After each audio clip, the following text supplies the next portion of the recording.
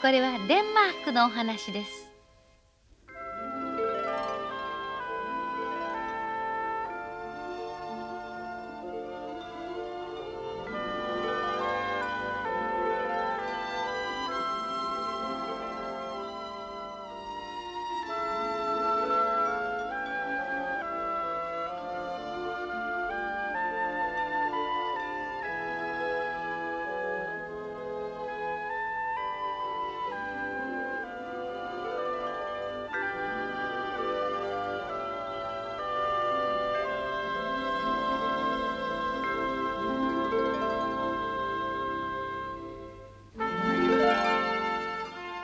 深い深い海の底に人魚の王様のお城がありました。その王様には6人の美しいお姫様がいました。その一番末のお姫様は今日15歳のお誕生日を迎えたところでした。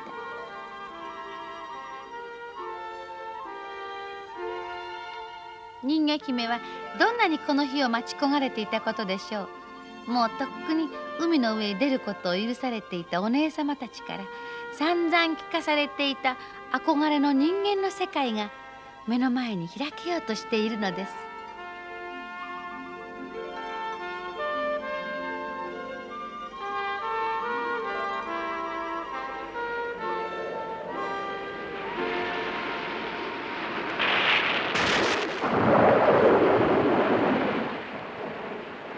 あいにくそれは嵐の日でした。ま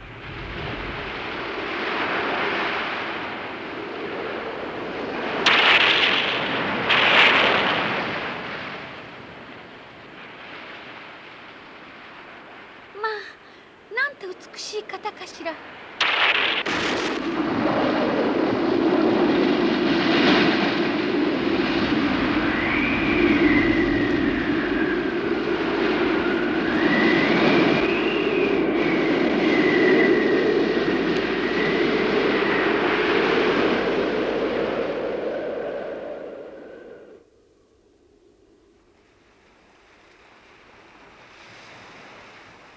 人魚姫は王子を浜辺に助け上げました。私の王子様。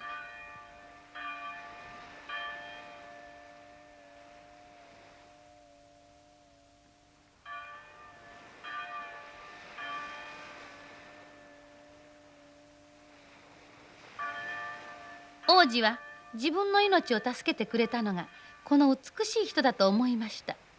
人魚姫だとは気づくはずもありません。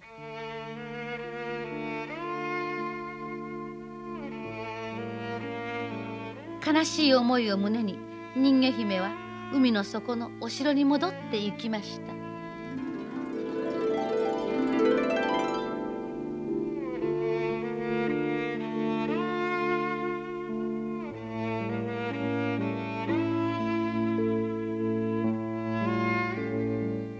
来る日も来る日も人魚姫は王子様のことを考えて過ごしました。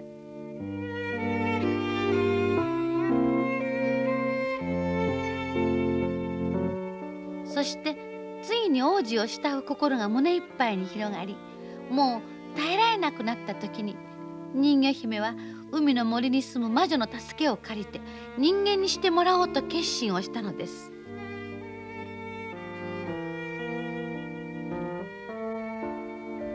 じゃあお前は人間のように足をもらって王子のところへ行きたいって言うんだね。はい。しかし王子がお前と結婚しないで他の娘と結婚するようなことがあったら、次の朝お前は海の泡となって死んでしまうんだが、それでもいいんだろうね。はい、覚悟はできてます。よろしい。その代わりお前のその天下一きれいな声を私にくれるならこの薬をやろうじゃないか。声を？はい、差し上げます。ではこれを飲むがいい。尻尾は縮んで足になるだろうよ。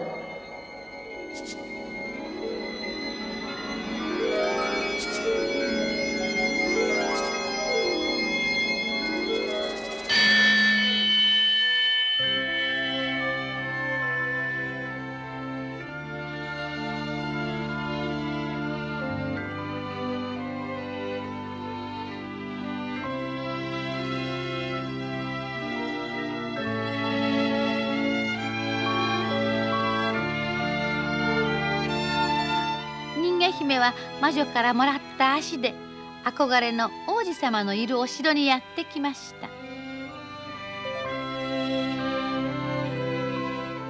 君は誰？声は出ませんでした。約束通り魔女が取ってしまったのです。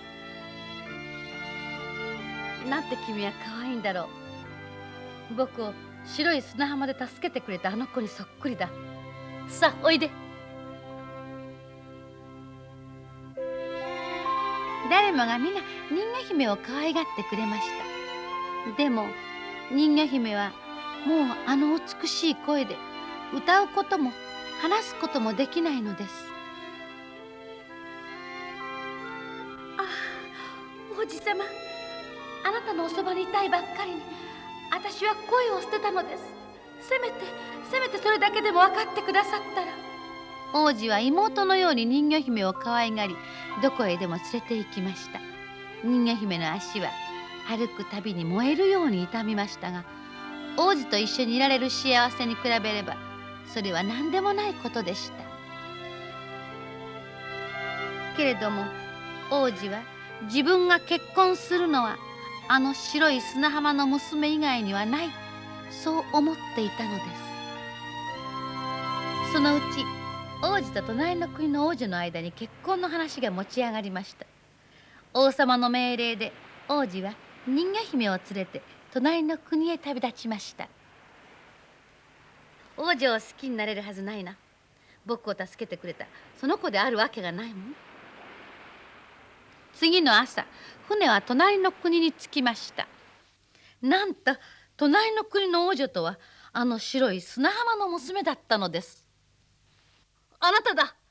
僕を助けてくれたのはあなただ。ああ、僕はなんて幸せなんだろう。諦めていた夢が叶うなんて。君も喜んでくれるだろう。誰よりも僕の幸せを願ってくれる君だもの。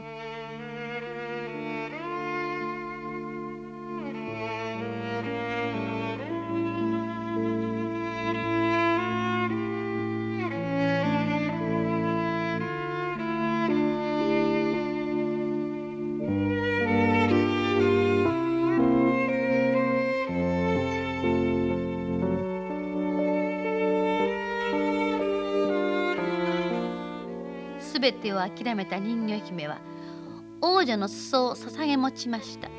そして魔女との約束通り、明日の朝海の泡となって消える自分の命のことを考えていました。人魚姫は今はただ最初のお日様の光が自分を死の国へと連れて行くのを待つばかりです。その時、人魚姫のお姉様たちが長い髪の毛と引き換えに魔女から魔法のナイフをもらってきたのです。これで王子を殺すのよ。そうすればあなたは魔女の魔法が解けて死なずにまた人魚になれるの。ねえ、ほら、もう日が昇るわ。さあ早く早く。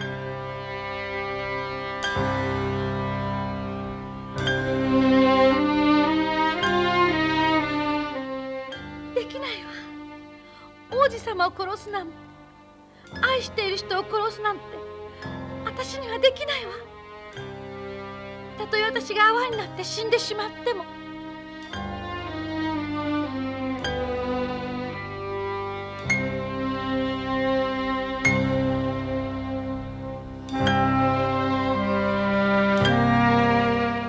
王子様、さようなら。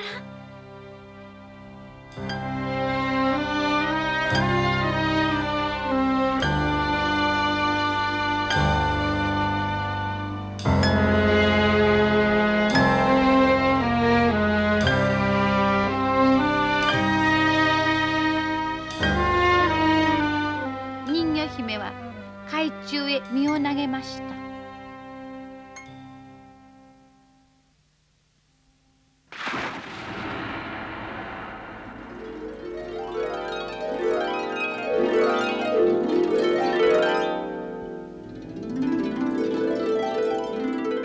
するとちょうど昇ったお日様が人魚姫の沈んだあたりを暖かく照らしました。